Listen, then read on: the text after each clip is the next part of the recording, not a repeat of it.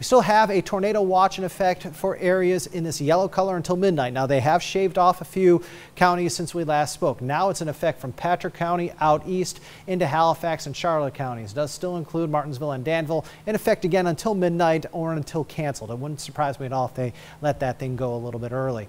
Storm reports, there were quite a few of them in North Carolina. As a matter of fact, from Statesville up north into Stokes County, that's where we had nasty, nasty weather. Tornado warnings from Iredell County up north into Stokes County, even a tornado touchdown. That we're getting reports of a gymnasium destroyed, cars flipped over, people trapped in their homes not too far away from Yadkinville in North Carolina. Thankfully, that storm did weaken as it moved to the north of that warm front that we've been talking about through our severe weather coverage here earlier this afternoon.